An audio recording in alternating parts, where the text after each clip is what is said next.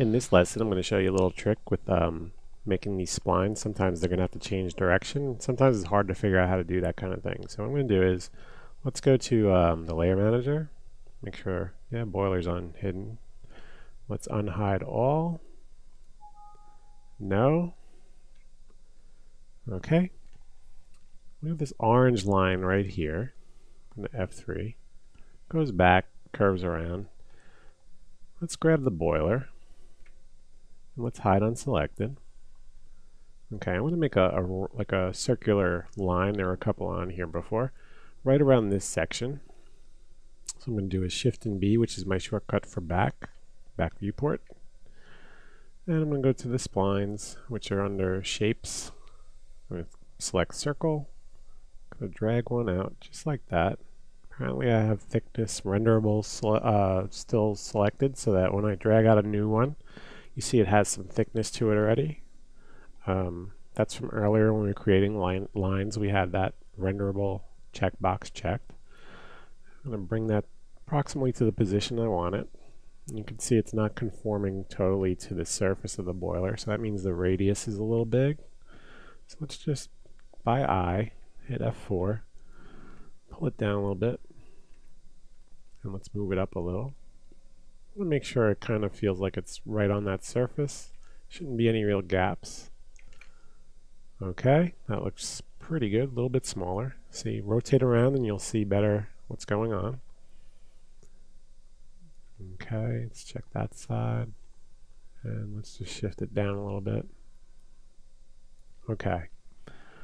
Notice it's a little choppy. So what we're going to do is in an interpolation, let's bring that up. We talked about this earlier. I'm doing 12 right there. And 12 doesn't look bad. I mean, again, we're not going to be terribly close to this probably. If we were, we can go with more.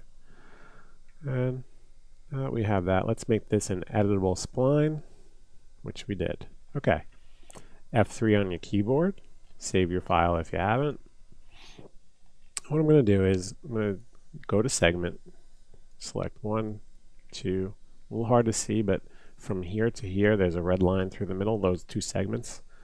Let's deselect this one. Let's just get rid of this segment. Delete it.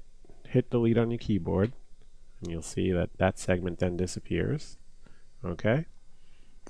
And now, what we're going to do is going to attach this spline to that spline. Segment.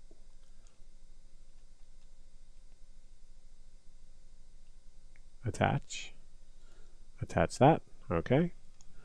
And now what I'm going to do is I'm going to use the create line. I'm going to hit S for snap.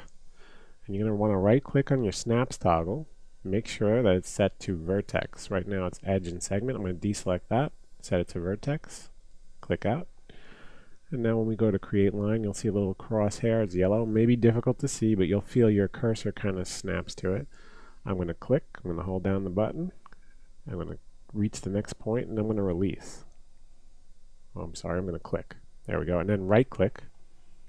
Okay, we have a straight line segment that goes between the circular shape and that line that was existing. Turn off create line. Let's go to the turn off snaps, S. And let's select these two vertices, F3 to see if you have them.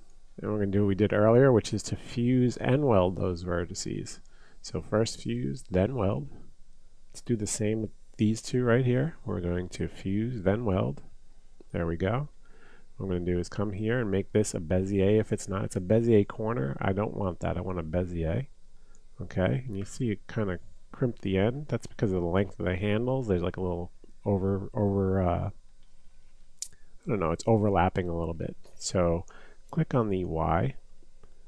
Let's just drag that handle down a little bit. Maybe we'll move this vertice up a little bit. That helped. The handle may not work. It didn't work just now, but again, it's not tragic. Okay, we're going to come in and we're going to grab that corner vert. And let's make it a corner. This is something different. So now it's a corner. I'm going to try fillet as opposed to using a Bezier. And look at that. That's kind of cool.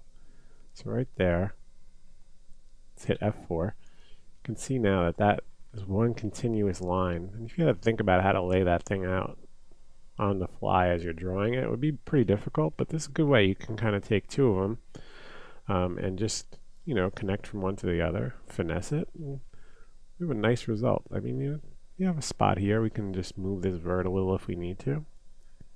There we go. I mean, it's not tragic if it's not perfect. That looks good.